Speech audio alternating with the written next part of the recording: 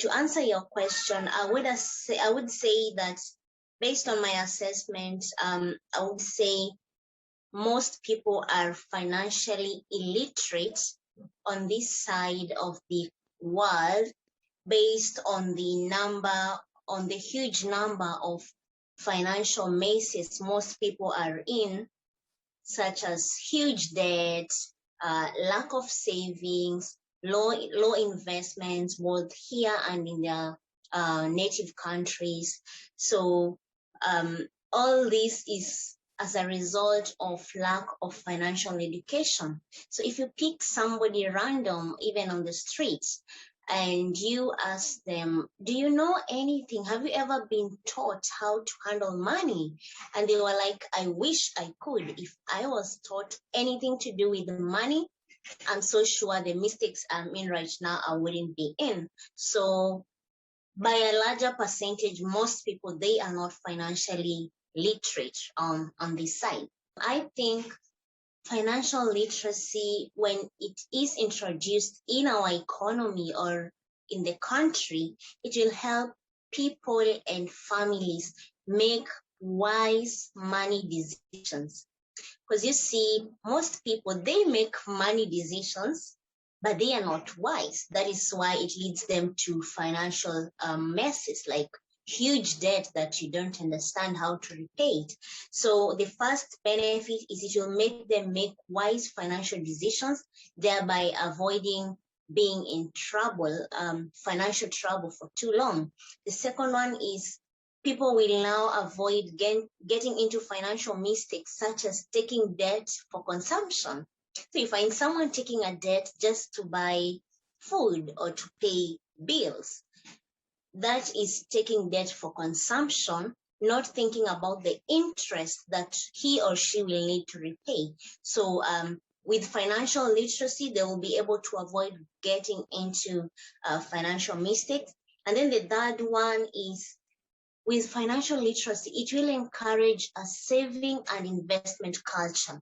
As I said previously, most people do not know how to save. They do not have the investment culture in them, not because they don't want to, but because they do not know how to do it consistently.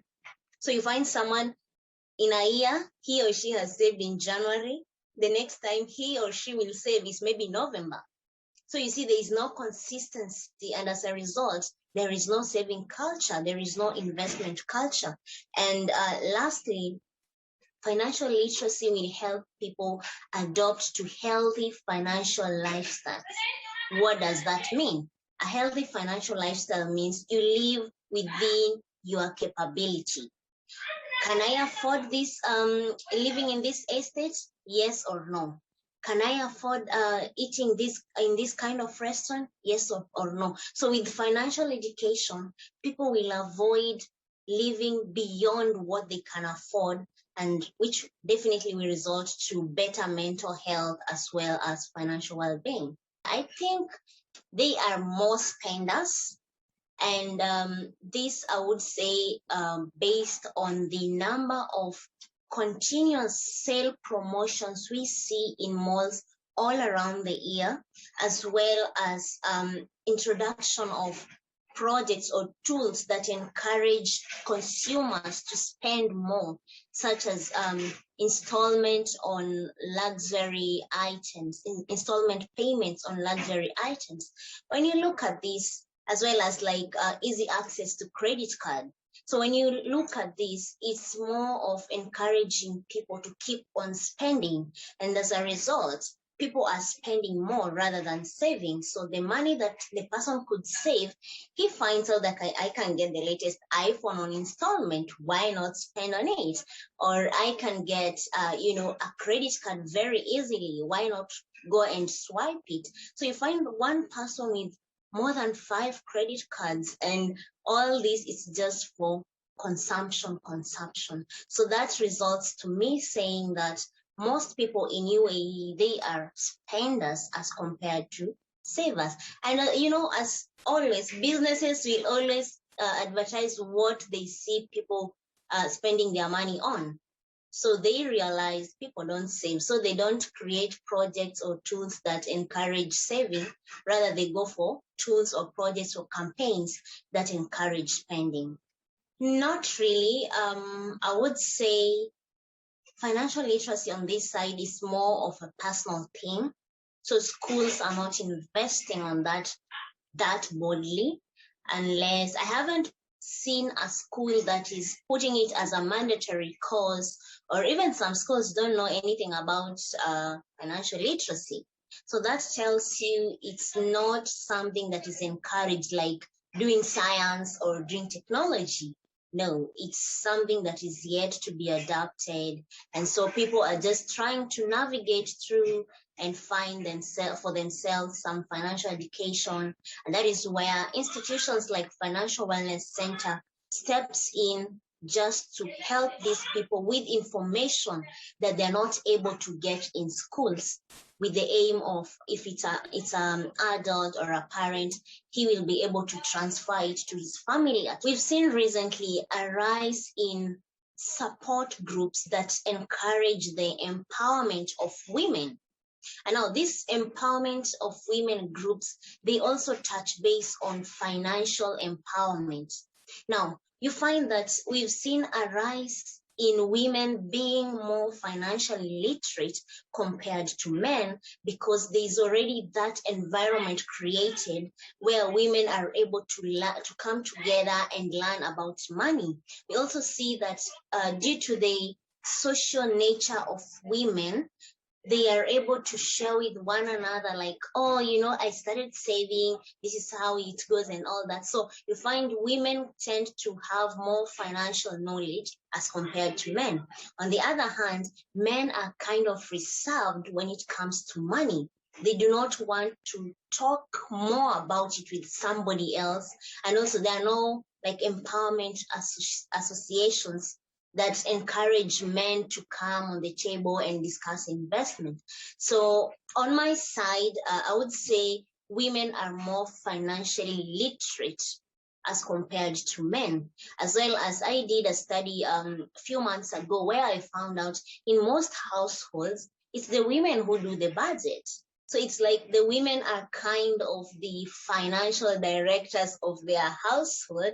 So they leave the big expenses like buying a house, buying a car to the man, but handling these simple day-to-day things that account towards financial well-being of a household, it's women who handle it. So I would say women are more financially literate as compared to the men. I would regard the youths, because we are in a very unique generation. They call it millennial and Generation Z. So they are a priority. Personally, at Financial Wellness Center, we put them as a priority because they are our current generation and they will be parents to the future generation. So if a youth is empowered right now on financial education, you are guaranteed that this person, he will save or she will save his or her current life and the family right now, as well as the children or the generation that he or she will bring forth. He will transfer the knowledge to them. So for us, we focus on the youths a lot, as well as you find that in our current generation, especially with this pandemic, we've seen a huge population is comprised of youths. So even if we have old people, they are either approaching retirement, or they're not that active to grasp so many concepts that would help us in 10 years time. So we go for the youth who we know in 10 years time, if we invest on this person financial education, he will be able to be productive in the next 10 years. So for us, the youths are a priority, as well, followed by children in kindergarten, KG1, up to grade 12. Because these kids, we are not educating them because they are earning money, but we want to create in them a mindset such that by the time a child finishes grade 12 and goes into high school, he or she already has a mindset of, I need to invest, I need to save, I need to spend more than less than I earn. So we are focusing on those two groups more as compared to the adult or people who are beyond middle age. The government has really tried to come up with measures like saving projects where they encourage people to save. They even come into partnership with an employer so that they can deduct something from your salary in your working years towards your retirement.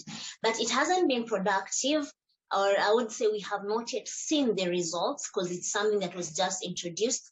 And so far, I see a lot of retired people relying on their young ones or their children for support, even for day-to-day, daily expenditure. So I would say the retirement ideology or saving for retirement has not been embraced that much.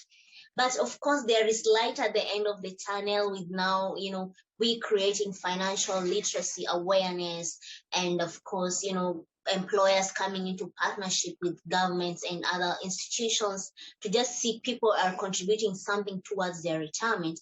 I believe in the next 10 to 20 years, there will be a shift or a difference. But for now, it's still not showing some results. Unfortunately, I wish it could be, and that is something personally I aspire to start from the side of my organization so that our audience can start having it in their mind.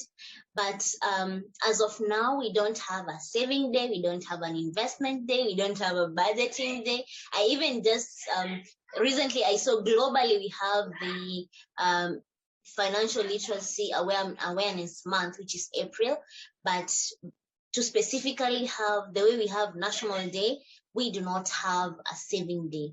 So I would say that clearly tells you financial literacy is not given a priority that much as we would want it to be.